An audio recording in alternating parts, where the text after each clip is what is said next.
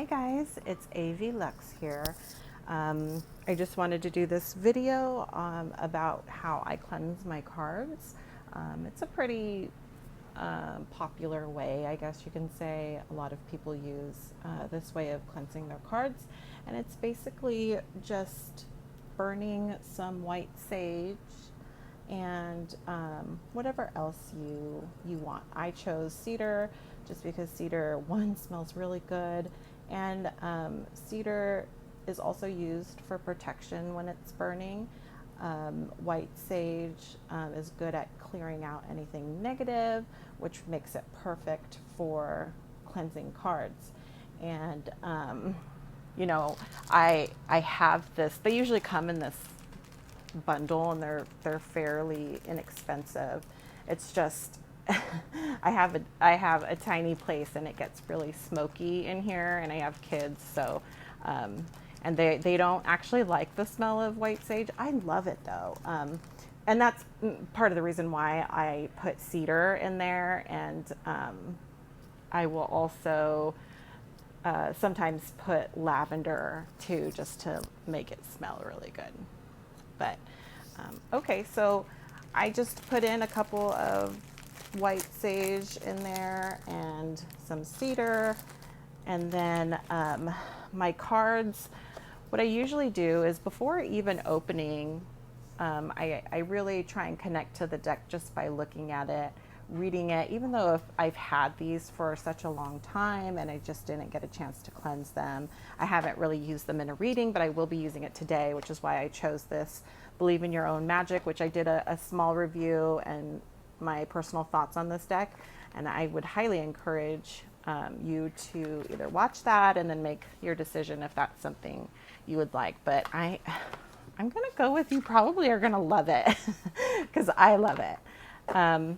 And then after I kind of connect with just the box and the author, sometimes I'll look through the cards, and then I picture just white light surrounding my cards. And when I cleanse them individually, I picture a white light surrounding every card. Now, there are people who, as they cleanse each card, they will also say a blessing for the card, and you're welcome to do that. I cleanse my cards, and then prior to a reading, I do a blessing of the cards and the reading, just because I don't know. That's just the way I do it. So it's up to you guys. And a lot of people also just kind of clear their cards by knocking them 3 times. So you can, and then they flip through it really fast to kind of disperse any kind of lingering energy from your last reading. And that is another thing. After every reading, you're going to want to cleanse your cards, because that energy kind of still stays. And let's say you don't cleanse your cards, and then you get some weird messages, or messages that don't click, or sometimes negative messages, that can be a sign that your cards just need to be cleansed and cleared. I always feel better when my cards are cleared. So this is an oracle deck, and I'm going to go ahead and show you how I cleanse them. And then I'll probably do it off camera. I'm going to cleanse this Lenormand deck, and it's the cute little Lenormand deck. I'm going to do a little review on it. It is so awesome. I cannot wait to use this in the reading. So I'm eager to get this nice and cleansed. Okay.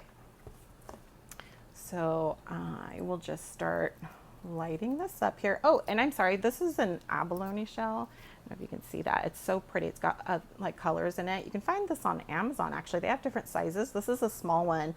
I have a large one too, that I use during longer readings, and it's just really nice. Okay, I'll put that in there. Hopefully it'll start to burn.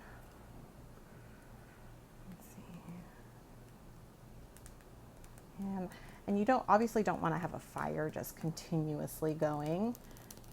So I wait till I can hear that cracking sound, and then I just kind of blow it, and then just start to clear my cards. And you can also,